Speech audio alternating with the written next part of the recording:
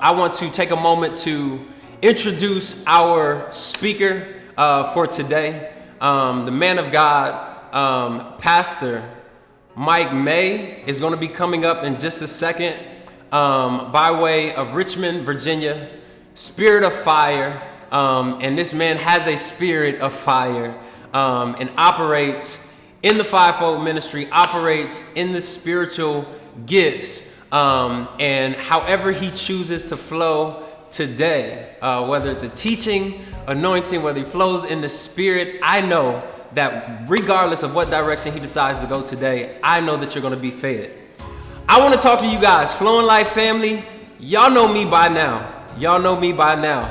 I would not have anybody in here who is not going to feed you either like I would or better than I can. So y'all don't waste no time trying to size him up. Y'all don't waste no time trying to look at him and say, I wonder what he about. Let me check him out for a few minutes before I can really tune in. No, don't waste your time, okay? Open up your spirit, open up your spiritual eyes, open up your spiritual ears so that you can hear what God is trying to speak to you. I don't want you to miss not even the first few seconds of what comes out of his mouth, because it might be something for your life and for your situation. Turn on your spiritual antennas and be ready to hear what God wants to speak to you right here in this moment. Like I tell you all the time, help him preach this message.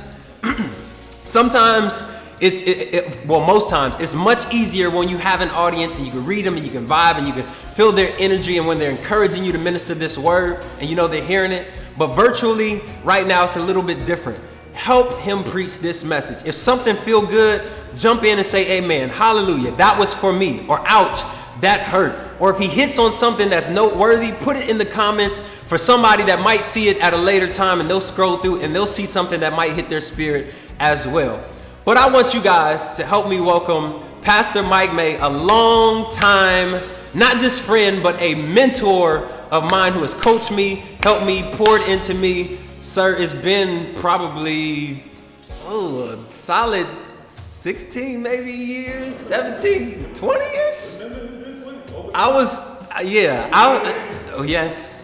was probably about 14, 15. And now y'all know my birthday just passed not too long ago, just turned 35. So it's been a solid 20 years. It's been 20 years that I've known him, and he has been consistent and faithful the whole 20 years I've known him. This is not somebody I got to try to conjure up and think about some good stuff to say about or to talk about, and I could keep going on and on, but know and trust that this is a man of God, a consistent, a faithful man of God, an awesome husband to his wife, a faithful father to his children. This is not somebody who's going to get up here and try to preach to you something that he's not living. This is something that I've seen personally with my own two eyes and with my life. So I want you guys to help me welcome this morning our speaker and our guest for this morning, Pastor Maye. God bless you, sir. Bless you, man of God. Love you. All right. Well, good morning, Flowing Life family. Also, we have, I believe, our Spirit of Fire Fellowship family is in the building with us also. We decided to do a watch party and to join the two ministries together. And so we want to welcome you guys. I want to thank Pastor Ty, Lady Taryn, and just the whole family, the church family, for welcoming us today. I know you're at home, you're in your cars, in the offices, wherever you are. And I know just during this time is different. But this is an interesting moment and an interesting season in this interesting time in this season. Some months ago, it was actually years ago prior, that the Spirit of God spoke to me and said, I want you to be completely digital. I didn't understand all of what that meant at that time. But as time went on, I began to see what God was doing. And even when the pandemic, right before it hit, he had commanded us to stop having the way we were having our normal services, and to switch and to start doing online services. So it was like we were right there. And I think it was so timely. And I didn't always know why God was doing what he was doing. I just knew from history and relationship just to do what he said to do. So I think that's vitally important. So wow, 2 years, man. Listen, I've been pastoring to be 14 years for us this coming August. and I do understand what it means to plow, to establish a work. And I so applaud your pastor, man. We love your pastors to life. My wife Raquel and I, we've known him for many years, and Ty personally, I've known him for over 20 years, and he and his family, his father, his mother, his siblings, and I'm telling you, just a tremendous, awesome family. So I do thank you so much, and I do consider it an honor and a privilege to be here. At first, and I want to share this. At first, we had talked about just doing a video and just broadcasting the video we recorded. But just doing the process of getting ready to record the video, things just weren't working out right. I was like, but I just felt like I needed to be here. We were going to be out of town, and we were going to have to be coming through this area. And so I believe the Spirit of God just really laid it on my heart. No, I want you to show up to do this specifically for him. And he even said this. He says, now, this ain't by the Spirit, Pastor. He says, but if you happen to be in the area, it'd be cool if you just come on through. And I knew that I felt like I had to be here in the building, in the house, because I believe that there will be an anointing that will be released on this place as the Spirit of God leads, guides, and directs. As Pastor Ty said, there's a heavy prophetic anointing upon my life. And so I'm not going to go into all of that, but I will say this. God has been using me in this type of ministry for over 20-something years now. Man, I'll be celebrating my birthday coming up in August, and happy birthday to Pastor Ty. So it's been over 23 years in Spirit-filled ministry that I've been flowing in this office and in these giftings. And I will say this is a new season, church. This is a new time. And you better get ready, because the Spirit of God is about to take you to a place you have never seen. Even places that you have not currently dreamed. Your dreams are about to be resurrected. Now, I feel that thing coming on me already. So we're going to go ahead and get ready to jump into this. Let's have a word of prayer. Father, we just thank you for this, another opportunity to minister to these, your precious sheep. I do thank you that revelation knowledge of your word will flow freely from heaven, uninterrupted and unhindered by any satanic or demonic force. None of me, all of you.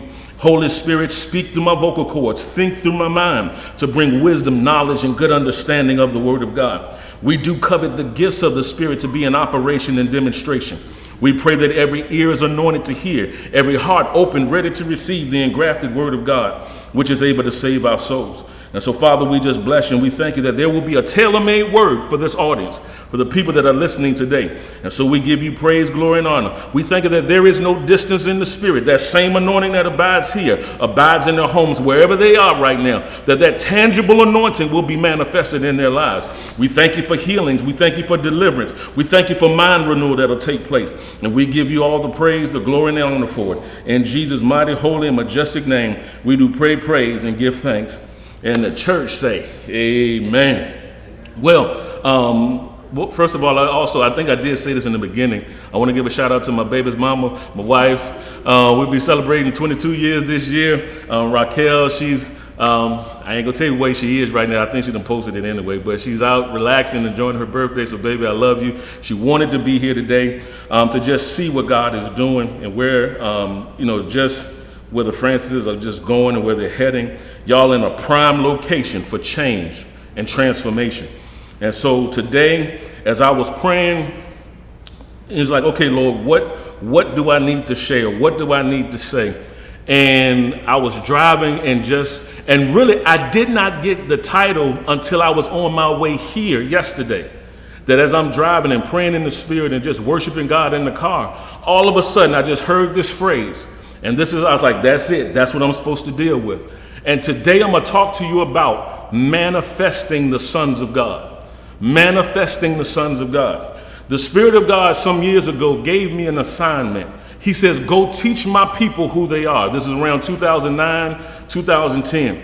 And he has given me a mandate. That's my assignment to the body of Christ, is to teach you your authority, your rights and privileges as believers on the Lord Jesus Christ, helping you to pursue your purpose and igniting a passion and fire for the kingdom of God, and to reveal to the world the true sons and daughters of God, and blazing with his glory. His glory is his manifested goodness in your life. And so men ought to see your life and ought to take note, just like the disciples, the apostles, that the people took note that they had been with Jesus. People ought to take note that you've been with Jesus. And so God has been dealing with me and calling me even closer to closer fellowship with him and spending more time with him. And even during this time of pandemic, when everything had to shut down, it was a time where the Spirit of God began to just drop nuggets in me. And I'm getting ready to roll with this thing because I feel that thing rolling up in me now. And so now, as he began to talk to me, and I began to see some things, I said, God, I want to be a good steward over the time that I've been given. And I said, if I could kind of capsulize this message, because there's so much that can be shared. I said, if you can just give me the things that I can capsulize this message in 3 points, what is it that you would give for me to share? And so I believe that I have 3 key components in manifesting your sonship, and to manifest in 3 firm things, the things you have to be firm in order to manifest who you are as a believer. But before I get into that, let's go to the book of Romans chapter 8. The book of Romans chapter 8, and I'm going to start in verse 1. And now I'm going to intentionally stop and take my time here in the beginning, because I want to sow this word into your heart. Because it's the word, the scripture says, that'll be an anchor to your soul. It locks you down when everything else around you is shaky and wobbly. The word embedded in your thought process, in your heart. Even in Ephesians 4:23, it says, be renewed in the spirit of your mind. That means the word is so in your subconscious that it is automatic that you do it. You don't have to think to do it. It's like what we say in sports, muscle memory. You just instantly do it without even thinking about it, because it's so embedded in you. And so I believe it's important to understand this. Now, in the book of Romans chapter 8, I originally was just going to go straight to verse 19, but as I started reading and studying, I said, no, I got to read this thing out to him. And because this is going to be the bedrock of my message today. So we're going to start in verse 1, and I'm going to read this out of the Amplified version. For sake of time, I'm going to do this out of the Amplified version. And it reads here, well, I'm going to go to the, let me see. So here it says this: therefore, there is now no condemnation, nor judging guilty of wrong for those who are in Christ Jesus, who live and walk not after the dictates of the flesh, but after the dictates of the Spirit. For the law of the Spirit of life, which is in Christ Jesus, the law of our new being, has freed me from the law of sin and of death. For God, who has done what the law could not do, its power being weakened by the flesh, the entire nature of man without the Holy Spirit, sending his own son in the guise of sinful flesh and as an offering for sin, God condemned in the flesh, subdued, overcame, deprived it of its power over all who accept that sacrifice. So then it says, so that the righteous and the just requirement of the law might be fully met in us who live and move not in the ways of the flesh, but in the ways of the Spirit. Our lives governed not by the standards and according to the dictates of the flesh, but controlled by the Holy Spirit. And let me pause. Let me parenthetically insert something here right now. I'm going to put something in here because you got to understand this. Even in the Old Testament, the law, which God gave to Moses, the 10 Commandments, God originally did not need this law to be in place. But the people kept asking for a law. They kept asking God to be judged by a standard. He says, okay, I'm going to go ahead and give you that standard. It's called this 10 Commandments that he gave to Moses. Now, the interesting thing about the law could tell you the law only revealed the sinful nature of man, but it was never designed to do anything about it. It only revealed it. And so now he knew this. This is why that every year, the Day of Atonement, every year that the priest had to go into the holies of holies and present the sacrifice before the mercy seat of God, he went in to the holy place, presented the sacrifice, and then all of a sudden now it took care of the sins for the people for that year. But it never removed the very nature that caused the sin. And so now Jesus comes, fast forward, Jesus being that final sin sacrifice, because now I believe it's in the book of Ezekiel. He says this, he says, I'm going to take out of you a heart of stone and put in you a heart of flesh. And then I'm going to put my spirit in you and cause you to be able to walk in my commandments. Now fast forward to the book of Matthew. I believe it's in chapter 22. Jesus says it like this. He says, a new commandment I give you, that you love the Lord your God with all your heart, soul, and strength. And the second is like unto it, that you love your neighbor as yourself. Then in the book of John, Jesus even took it a step further and said it like this.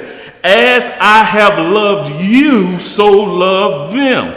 So now this is the interesting thing. He says, I'm going to take out of you that hard heart, put in you now a new heart, the born again process, where now, watch this, in the book of 1 Corinthians 12:13, he says, for by one Spirit are we all been baptized into one body.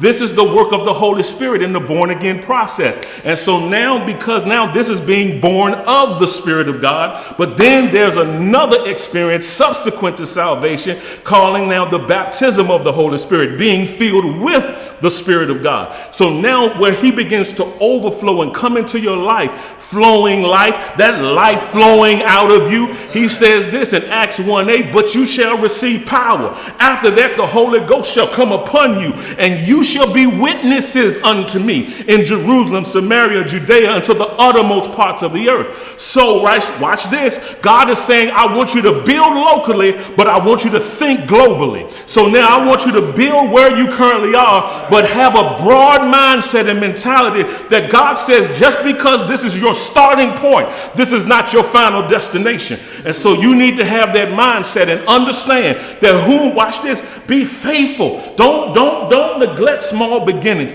Don't you even listen. I'm excited because I'm a visionary. And so even when I came into this building, I got stirred up because I know what it's like to get started. And I see, and watch this, in this day and time, God has given you a head start. And man, I want to go so many places with this. My God, I feel y'all pulling on me. And so now I want to show you something here.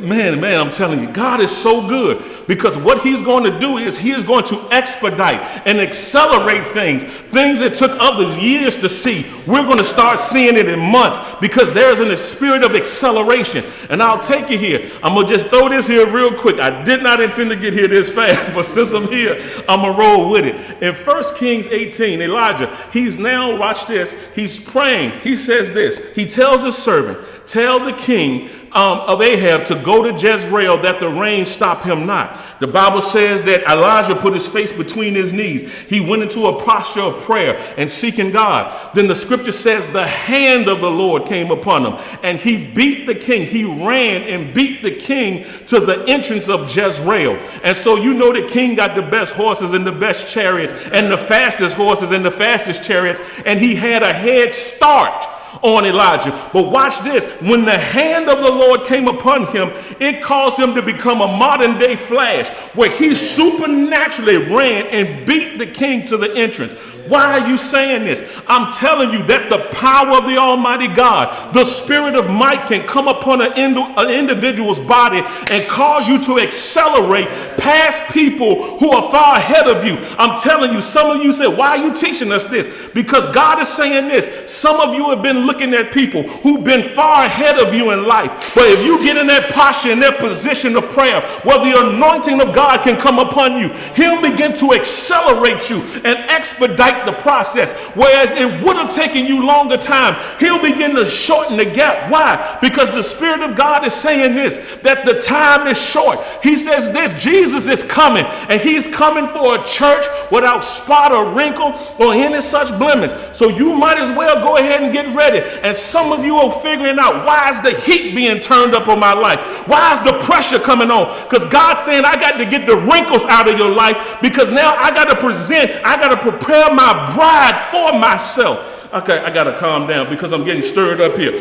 Now, and somebody even shared this. I think Pastor Ty shared this with me about the Jewish wedding. I don't know if it's you or somebody else. He says this, that in the Jewish wedding, the groom is the one who is being prepared. The focus is on the groom and not the bride. And that's an interesting thing, that God is saying this, I'm getting my bride ready for my return. And things that you have been praying about, things that now have been going, it seems like, it's like, God, all of this time I've been sowing, I've been praying, and I've been fasting. And God says, I've heard your cries, children of God. I've heard your cries, O Israel. I've heard your cries, O Zion. And now the God of might, the God of strength, the God of justice is getting ready to manifest. Not getting ready, it is already already started taking place. You've been trying to figure out and wonder what is going on in the earth. This is a spiritual battle that is taking place. And God is saying, I'm about to uproot everything that has been entrenched in this culture. And I'm about to flip the script that the kingdoms of this world shall become the kingdoms of our God. So I'm telling you now, I'm here now, not as a pastor, but as a prophet of the Almighty God. I come under the authority of the Lord Jesus Christ. And I declare and decree in the name of Jesus that the anointing of God will come upon your life, that the strength of God will come upon your life, that the wisdom of God will come upon your life, that the knowledge of God will come upon your life, the spirit of counsel, the fear of the Lord, and every anointing that needs to be manifested will be manifested in Jesus' name. And you shall move forward in power. You shall move forward in might. You shall move forward in strength, and nothing shall stop you in Jesus' name. Now somebody need to shout right now. I know the anointing is on me, and I know it's hitting you where you are right now. You might as well take a praise break where you are right now and know that God has already worked it together for my good. So I'm going to rest in Jesus' name. Hallelujah. Whoo, calm down, boy. Calm down. Whoo, glory to God. Now, y'all got me spitting all over the place. It's all right. It's anointing. It's good. Glory to God. Now, watch this. Now, let me settle down. Let me settle down. Okay, I got all that out. Now, I need for you to hear the word that will anchor you in this. So I went on and gave you the dessert. Then let me give you the meal. Let's dig in now. Let's dig in now. As we begin to continue to read here, we finished in verse 4. Let's continue in verse 5. For those who are according to the flesh and are controlled by its unholy desires set their minds and purpose those things which gratify the flesh.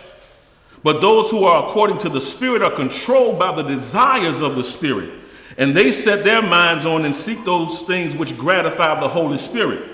He says, now the mind of the flesh, which is sense and reason without the Holy Spirit. So let's look at this. When we talk about walking in the flesh, my pastor taught me this years ago. Walking in the flesh is not just walking by the desires in your physical body, but walking in the flesh is walking in a mentality and mindset that opposes the will of God. And so a lot of times, even the Bible declares that the carnal mind is enmity against God. And so when you have a mindset that opposes what God says, now this is what the Bible calls you a transgressor. And now because you go away from what God says, even scripture says the way of the transgressor is hard. So no wonder it's hard, because you're not doing it his way. You're not controlled by the Spirit, because the Spirit and the Word agree, scripture tells us. So the Holy Ghost will never tell you anything that don't match up in the book. And so now, because if reason comes in by what you gather from the world and how the world thinks and what the world says about relationships and what the world says how to handle your money and how the world says how to handle your purpose, if you're constantly being indoctrinated with how the world handles things, then you will have a tendency to flow in that area. But now when you are led by the Holy Ghost, by the dictates of the Spirit, He will guide you. He will lead you into the path of righteousness. He will lead you to live a life abundantly. He will lead you in what you need to do. So now, this answers those questions. Well, what can I do?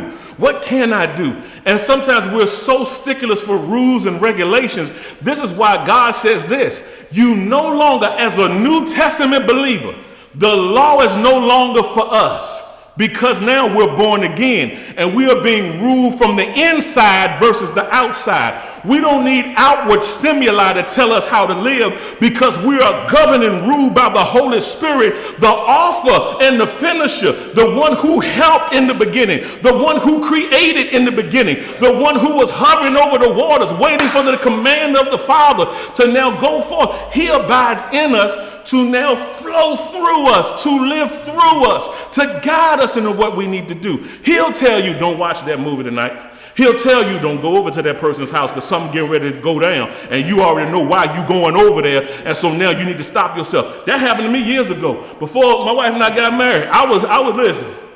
The Holy Ghost warned me, said, stop. don't go. He knew, because now the flesh was waking up. The flesh wanted to act out. The flesh wanted to do something. And that was the closest thing to an audible voice that I'd ever heard from God, because he knew, because now I allowed the flesh to rule, to flesh the guy. And he said, stop in your tracks. Don't you dare go do something you ain't supposed to do. Why? The Holy Spirit was in me. I began to have relationship and fellowship with him. I would talk to him. I would spend time praying in the Holy Ghost, building myself up on my most holy faith. And he began to dictate. He began to say, cut the TV off. There was a time he told me to fast from television. I don't know how long it was. He says, I want to be the first person you talk to before you go to sleep, and the last person you talk to, before you go to sleep, first person you talk to when you wake up. And he began to lead me and guide me. And what that did, it heightened my spiritual awareness. And all of a sudden now I was more mindful of things, because he had taken me out of feeding. It's the same way physically. When you stop eating sugar, even in the natural, for a period of time, and then you eat something, or you stop eating fried foods, then all of a sudden you eat something, it's like, man, your body has adjusted to your new way of eating. It's the same way spiritually.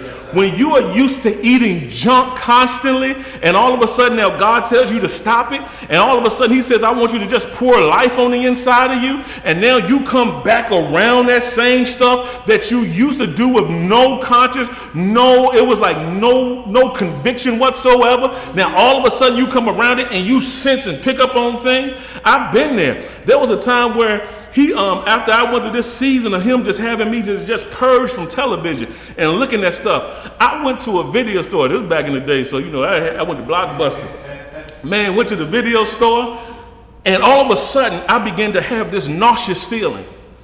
And I'm like, what in the world? I felt like I wanted to throw up.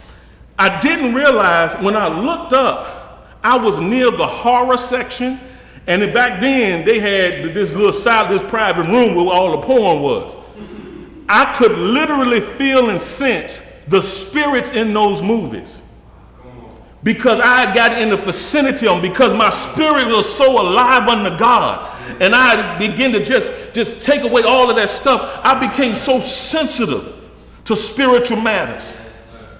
And people want to say, well, how you flow in the gifts and how you do this? Listen, there was a sacrifice. I had to get on my face before God constantly. When others was out partying, I was seeking God. Even though my flesh wanted to be out there, I wanted to be doing what everybody else was doing. But the hand of God was upon my life. To whom much is given, much is required. And if you want the power to show up at an all-time high, it's time to get on your face like you've never gotten on it before. It's time to seek God, to put away things that have been feeding the flesh and start pouring life on the inside of you. All right. I ain't mean to go there, but I hope, glory to God. Oh man, I'm looking at the time. Woo, glory to God. I hope some of this blessing y'all. I hope it's blessing. Now, watch this. I want to show this before I get into these three things. I want to tell you real quick. Now, he says this. Now, verse 6. I already read verse 6 when we talk about the mind of the flesh. Verse 7. That is because the mind of the flesh, with its carnal thoughts and purposes, is hostile to God. For it does not submit itself to God's law, because it indeed cannot. So then those who are living the life of the flesh, catering to the appetites and impulses of their carnal nature, cannot please or satisfy God or be acceptable to him. But you are not living, you born again believers, you with the Spirit of God abiding in you. But you are not living the life of the flesh. You are living the life of the Spirit. If the Holy Spirit of God really dwells within you, directs and controls you, but if anyone does not possess the Holy Spirit of Christ, he is none of his. He does not belong to Christ, is not truly a child of God. But if Christ, watch this though, but if Christ really lives in you, then although your natural body is dead by reason of sin and guilt, the Spirit is alive because of the righteousness that he imputes to you. Now I'm getting ready to get to my lane here, because whenever I talk about the righteousness of God, I just take off. Because now righteousness is right, by simple definition, right standing with God. And so we have to understand that when we become born again, I think I'm going to go ahead and begin to jump into this while I'm reading this. That this is the first thing you need to be firm in to manifest your sonship. Number one is your identity. You need to know who you are. Now, this is the interesting thing. We are God's creation. Now, I'm gonna get ready to burst your spiritual bubble with something. I'm getting ready to throw over a sacred cow for you. We are not all children of God. We're all God's creation. Even in scripture, Jesus told the Pharisees this. He made this statement: you are of your father, the devil. Wait a minute. If they were God's children, why would he call them Satan's children? Watch this. Because in order to become a child of God, you need to be born again. Where scripture says we receive the spirit of adoption, whereby we cry, Abba, Father, God, our daddy. We are all God's creation. But we need to get born again and become his child to receive every promise that an heir of God is supposed to receive. I know people say it all the time, but you got to go to the book. Stop taking what everybody else saying without studying to show you. Listen, scripture says to study to show yourself approved unto God. Workmen who need not to be ashamed, rightly dividing the word of truth. In the book of Acts, it called the Berean Christians more noble. Why? Because they received the word of God with all readiness of mind, but then they searched the scriptures daily to see if those things be so. I dare you, go behind me and read it. Listen, I've been doing this for 20 years. I don't just say stuff just to say it. I've been trained to let the word be my support. And really, if I share my opinion, I'll tell people this is my opinion. But most times my opinion comes out of what this book says. And I try to govern my life that way to the best that I can. And I'd have to trust God. Because I said, God, I can't do this without you.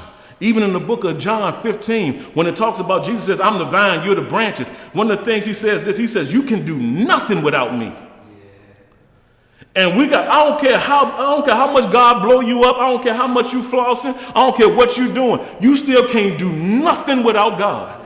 He the one that gave you the gifts. He the one that gave you who you are. He the one that gave you your intelligence. He the one that gave you your comprehension ability. And how dare you be that arrogant to think that you can do life without God, who is your creator. Now watch this.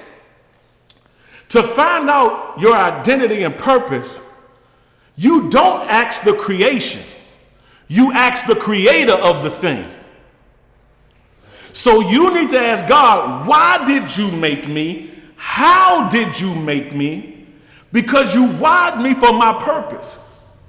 Some of you have been I just hear this. Some of you have been trying to act like other people because you think that's the way to get ahead, because God began to increase them in their grace, in their gifting. And so you can't judge your life off of somebody else's gift. If you do that, you grade your life and judge your life off of a curve. And so you got to understand, God made Pastor Ty the way he made him. He made Mike May the way he made me. He made my wife the way he made her. And all of us, how dare I judge my calling and my success off of another person's assignment? Yes, sir. We can't do that. Because we begin to minimize what God gave us. Because when he told me, I want you to go teach my people who they are, now I can teach on healing. I can teach on finances. I can teach on other things.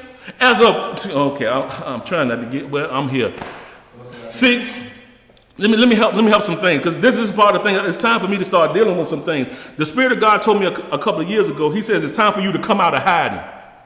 He says, you've been hiding what I placed in you. And he says, you've been hiding. And I knew why I was hiding it. I was hiding because I was afraid of the persecution that might come and me walking in my assignment. He says, it's time for your voice to be heard. And so now, several years ago, when he commanded me to send one of our people into the local prisons where we are, I said, God, everybody fishing in the same pot. Everybody got somebody going into the prisons. But then the Spirit of God said this to me, and I never forgot it. He says, yes, everybody is going in there, but everybody does not have your voice. Yeah. I said, I'm free. I got you.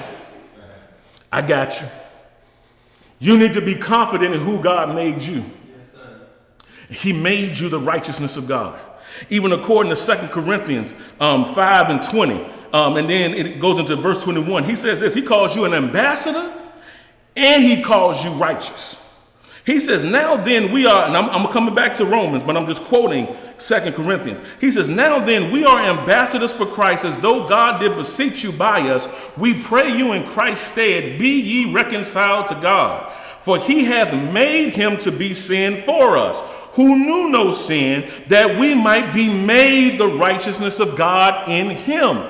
Christ took on our sin and exchanged it for his righteousness. So now we are righteous, right standing before God, not based off of our works, but based off the finished work of Christ. When Jesus died and said, it is finished, it is done, the final sacrifice has been made. And now even the Bible declares that the curtain that was behind him was rent from top to bottom. It didn't say from bottom to top. I believe God now, by demonstration, he tore that veil, which now represented the veil of the old covenant, of the Old Testament, where the priest went into the holies of holies. He says, no longer is my presence shut up in things made with man's hands. It's no longer in the Ark of the Covenant. Why? Because his spirit came out of a physical thing that was created to come into us and abide in us. Now we are the temple of God.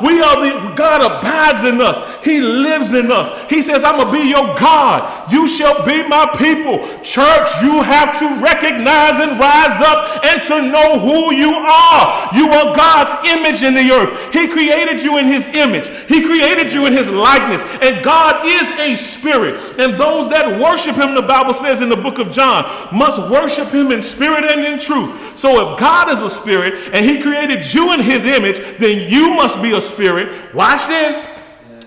Okay, man, y'all got me just going here. I'm teaching this thing. Watch this. We have what's called the triune God. We call the Trinity, which we know is not in the Bible. But watch this. It gives a depiction. There's three in one. God the Father, God the Son, God the Holy Ghost. These three are one. It's one God eternally existing as three persons, Father, Son, and Spirit. And he says this in the book of Genesis. We're going to make man in our image and after our likeness. And so he made us tripart beings.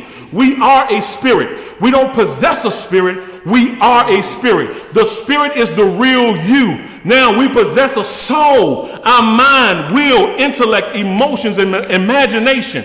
Watch this. Our mind retains information. Our will enforces information. Our intellect comprehends the information. Our emotions tell us how we feel about the information. And then watch this. Our imagination gives us the blueprint to execute the information. And then we live in a physical body. This physical body is not the real you. It's just the house you live in. You are three in one. Spirit, soul, body. Created in God's image. Now, I just want you can just meditate on that. I ain't going to go too much into that. That's a whole nother teaching in and of itself. Now, I'm going to wind this up. I got to show this now. These last couple of points. In the back to Romans, I want to share this before moving forward. And as I'm going back to Romans, write down John 1 and 12. John chapter 1, verse 12. Just to quote it, it says, but as many as received him, talking about Christ, to them gave he power. It means authority, right, and privileges. That comes from the Greek word is exousia. Authority gives you authority. He gave you a right and the privilege to become the sons of God. Even to them that believe on his name. When you believe on Christ, you become a son of God. When we talk about son, daughter, it's all inclusive. You become a child of God. Now back to Romans. It says this in verse 13, Romans 8:13. I'm going to start verse 14. I'm going to start reading. Then I'm going to go from 14 to 19. It says, for all who are led by the Spirit of God are the sons of God. For the spirit which you have now received is not a spirit of slavery to put you once more in bondage to fear, but you have received the spirit of adoption. The spirit, watch this, the spirit producing sonship in the bliss of which we cry, Abba, Father, Father. The Spirit himself thus testifies together with our own spirit, assuring us that we are children of God. And watch this now, and if we are his children, then we are his heirs. Also heirs of God and fellow heirs, joint heirs with Christ, sharing his inheritance with him, Only we must share his suffering if we are to share his glory. So he says, you don't just want the good side of you, it's everything that come with it. Because he even said in the book of Mark, watch this, with the 100-fold is going to come persecution. There are going to be people who are going to talk about you. Listen, they're talking about you anyway. So you might as well go ahead and blow up in Jesus while they're talking about you. Whether you're doing good or you're doing bad, somebody probably talking about you right now and you don't know it. And so listen, you might as well go on and live this life. And listen, the biggest thing, one of the greatest freedoms I ever had was the freedom from people. Yes, sir. Stop worrying about what they're saying. Because they're not going to be your judge. They're not the ones that you're going to have to go to the throne and say, okay, I want to hear, well done, thou good and faithful servant. I don't want to hear why you quit on me. Yeah. You didn't complete what I told you to do because you were afraid of what somebody else was going to say. God is saying this. It's time to move forward. It's time for you to rise up. Wake up, O Zion. Wake up. Wake up, church. Manifest who you are.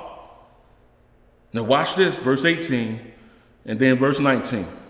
But what of that? For I consider that the sufferings of this present time, this present life, are not worth being compared with the glory that is about to be revealed to us and in us and for us and conferred to us. So all the stuff you're going through, oh, glory, I hear this.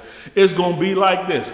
Even in the children, in the book, in the Old Testament, when it talked about the three Hebrew boys who went into Shadrach, Meshach, and that bad Negro. And you know how it is. And so they went into the fire. And all of a sudden now they saw the fourth man in the fire. And when they came out, the Bible says that there was not the smell of smoke on them. So watch this. They smelled like they never been through what they went through. And God is saying this. You're going to come out of this thing and people are going to look at you and not be able to tell what your testimony really is, because it's going to be like you've always been there. And God is going to make up for lost time. Somebody need to believe this right now. For things where you should have been years ago, God says, I can now make up for the 10 years that you wasted. I can accelerate in this next year to get you in position to do what I've always called and commanded you to do. He says, will you trust me to accelerate? Now watch this. Some of you been praying. Some of you been confessing. Some of you been sowing, and you've been asking God for greater. You've been asking God to expand your capacity. Now he says this, when he stretches you, every stretch don't feel good. Sometimes stretching hurts. When he is expanding your capacity and begins to accelerate, don't you dare tell him to stop and to slow down, because it's going to come so fast on you. It's going to come on you like blessing on top of blessing. Everywhere you turn around, something good going to happen to you. Every time you sow a seed, before you get it in the ground good, harvest going to start coming back to you. You're going to see an acceleration of things, an acceleration of healings. And doctors, I hear this now for someone. When you go back to the doctor and he gives a new x-ray and now he won't see what once was there, and he going to say, I can't explain it. You said this. You got to give God glory. This is the Lord's doing, and it is marvelous in our eyes. And God is saying this. I don't care if you're in your 60s. I don't care if you're in your 70s. I don't care if you're in your 50s. God says, I'm going to give you strength to enjoy the harvest of what I'm about to bring into your life. And you're going to rejoice. Not only you, but your children and your children's children. Because some of you, your children been through it with you. And God says, I got to show them. I got to show them how good I am. They need to see the manifestation of my goodness in your life. And this is going to bring them out of darkness into the marvelous light. And they're going to see God's goodness. They're going to see his grace. And they're going to begin to fall on their knees and say, what must I do to be saved? God, you are so good. God, you are so great. And the Spirit of God is resting on you right now to expedite and to elevate. Watch this. In the book of Proverbs 10:22, it says this, that the blessing of the Lord maketh rich, and he adds no sorrow. Look at the word maketh. He said the blessing maketh. It's going to push you. All of a sudden, you're going to feel a tug, a push to do something. And you trying to figure out, why do I feel like I gotta do this? It's the blessing that's on you, making you rich. He says, I'm the Lord your God. I'm going to teach you how to profit. I'm going to show you the way you need to go. And I'm telling you, there are going to be answers. You might as well keep your Bible, keep your notepad, your pen, your phone, your tablet near your bed, because there are about to be dreams that are about to be released and manifested like you have never seen before. And God is going to answer the prayers of the righteous that have come up before him. Even like Cornelius in the book of Acts chapter 10, the man wasn't even born again, and the Bible says his prayers and his alms went before God as a memorial, and God sent a man to tell him what he needed to do to get saved. God will bring people across your path. You're going to be in the right places at the right times, meeting the right people, making the right connection. Why? Because the favor of God is upon you. Policies, rules, regulations, laws, hearts, minds, and decisions are going to be changed and reversed on your behalf. God is going to win battles you don't even have to fight, because he's already fighting them for you. He is already positioning people, even in court systems, in court cases. The judge is going to say dismiss right now. I hear that in the spirit, in Jesus' name. He says, I'm going to do everything you've been dreaming about and then some. He says, if you can dream it, if you can think it, I can deliver it. And it's time now, church. He's taking you from the back to the front. He's going to begin to change your tax bracket. He's going to begin to change your zip code. He's going to begin to change your health status. And when you go to take a pill, your body is going to reject the medicine. Why? Because it's already healed. And when you go back to the doctor, they're going to say you no longer need to take this. I'm telling you what the Holy Ghost is saying. So receive it by faith now in Jesus' name. Whew. Okay. Y'all working me. I feel like Bishop Jakes up here. I'm sweating. I'm sweating like a Carolina mule. I'm telling you. Glory to God. Woo! God is good. I've been preaching too long. I got to tie this up. I got to tie this up. Y'all drawing. So number one. Then verse 19, let me read this. Lastly, he says, for even the whole creation, all nature, waits expectantly and longs earnestly for God's sons to be made known. Waits for the revealing, the disclosing of their sonship. You're trying to figure out, why is this upheaval going on in the earth now like never before? We've seen many police beatings recorded, but never a rising like this have we ever seen. Never a coming together have we ever seen. This is a spiritual matter. This time, God is uprooting idols. What we're dealing with are the principalities. The Lord Jesus said this. He manifested himself and visited this prophet of God years ago and began to teach him about devils, demons, and evil spirits. He says there are 4 classifications of devils, of demons that we see in the book of Ephesians. Principalities, powers, rulers of darkness of this world, and spiritual wickedness in high and heavenly places.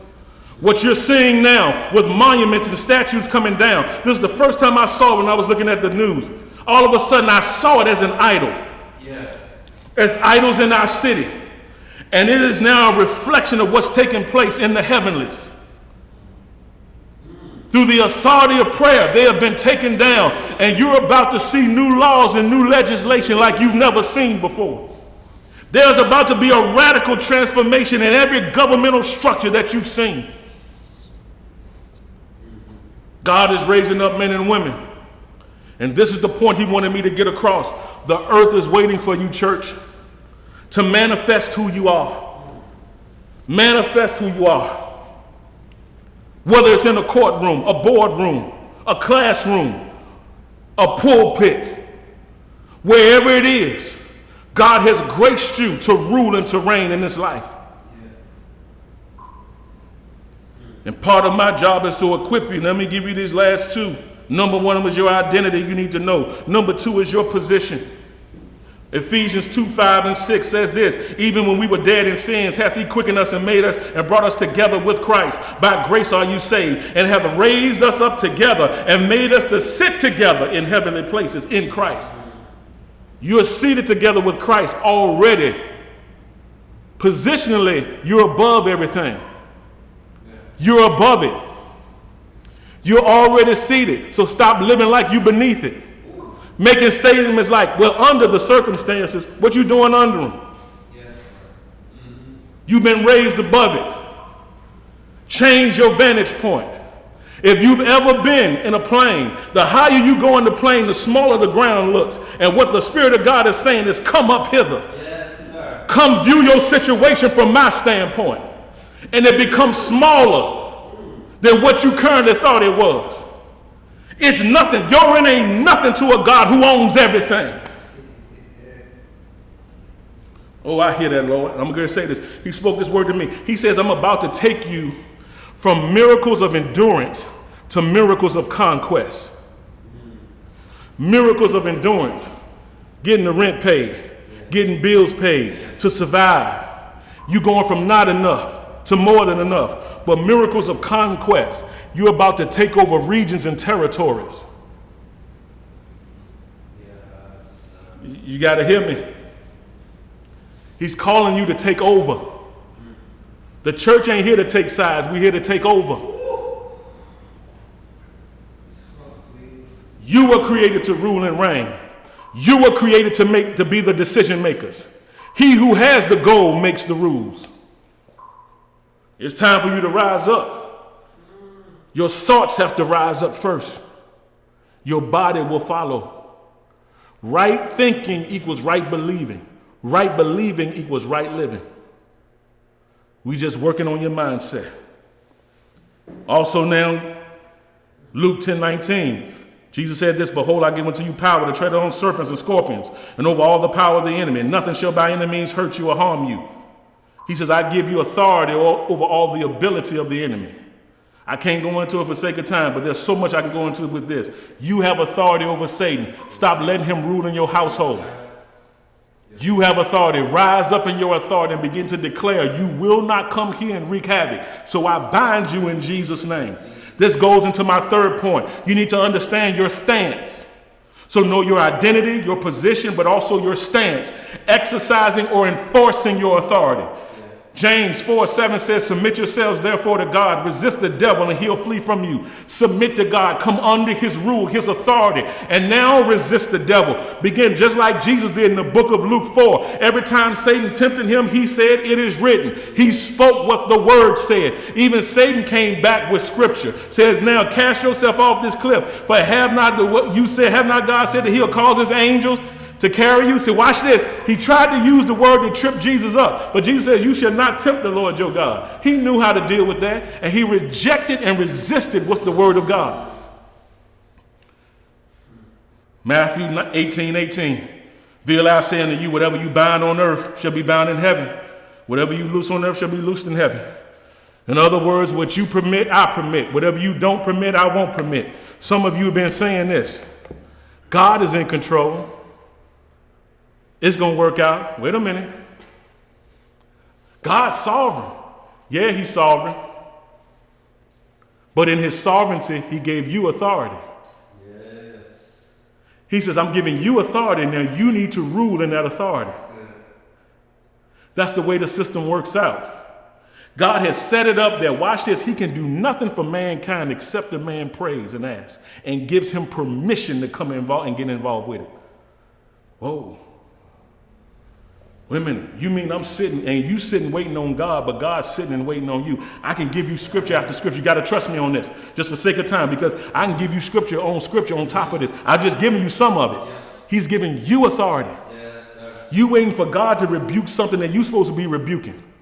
You don't need to keep praying, Satan, the Lord, rebuke you. No, God gave me authority to rebuke him. Exactly. What if my child who was 20, I know now my child who was 1 or 2 came to me needing some help or something. They say, I'm going to help them. They asked me to get them some cookies or something out of the refrigerator. But what if my 20-year-old child came to me asking me for that? I'm like, wait a minute, you grown now. You coming to me asking me to do something that you can do? Yeah. And God says, y'all keep coming to me to stuff I've given you authority to do. Most of my prayer time are not requests. They're declarations and commands.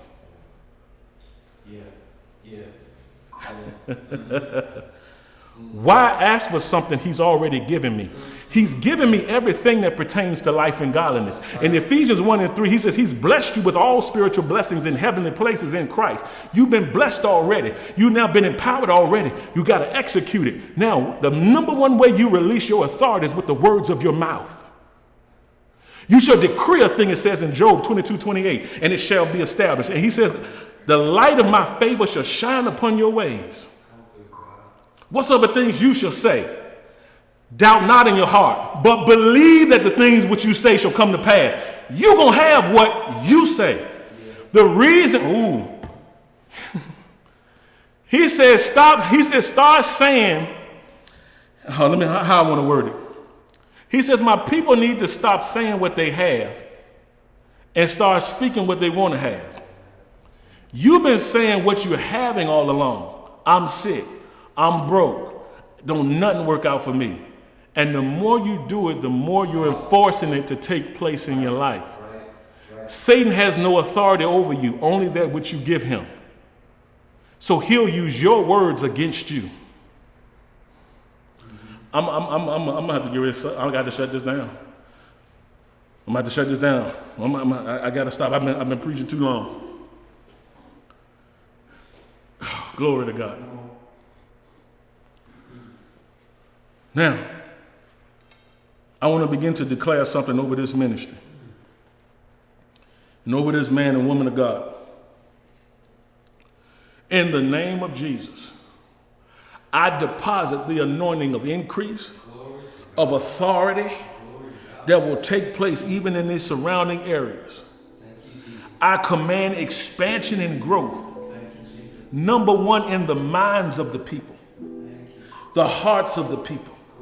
Father, I declare that you begin to expand their territory and that they'll begin to plant works in other parts around these areas.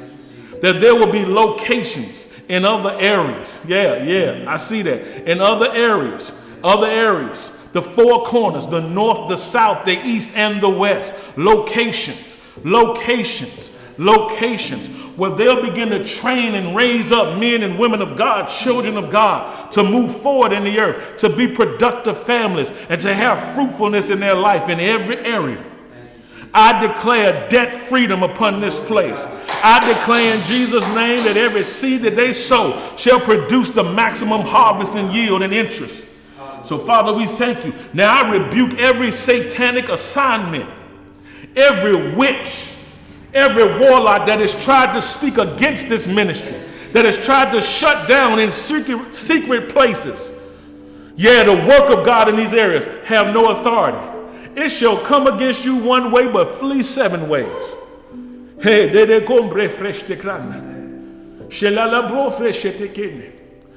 pray the wisdom of God upon the man of God. Can you come here, Pastor Ty? I saw this, that I was supposed to lay hands on you. And I deposit the anointing, the wisdom, the spirit of wisdom. May the spirit of wisdom come heavy upon him. That he will know what to do and how to do in any and every situation. That anointing is transferred to his wife, to their children, to their support staff, every member and supporter of this ministry. We call in partners from all around this world to come in now. We command an acceleration within these next 2 to 3 years begin to take place like never before. We give you glory. Thank you, Jesus. He's been faithful in private. Now reward him publicly. He's sown faithfully. Now let the full harvest, not one harvest, be lost. Expansion. Thank you, Jesus. Jesus' name. Amen. Now, flowing life. I need to speak this to you. You need to honor your man and woman of God. You need to sow into their lives financially. Paul said it like this: if I give unto you spiritual things, there's nothing for me to receive of you carnal things. You don't go eat at Burger King and pay at McDonald's. Wherever you feed off of should be the place that you sow into. This will be a blessing to your life. I'm telling you, it will help you to partake in the word that has now been released to you. As you sow and as you give, giving is a form of worship. That as we honor God in our gifts and honor God in our resources, he begins to supernaturally manifest in our lives. I declare that your households are blessed. Spirit of Fire Fellowship family, thank you for tuning in with us. You are blessed. Increase, may it take place. Harmony and peace, which is your portion. Father, we thank you. We bless you for it. In Jesus' name, amen.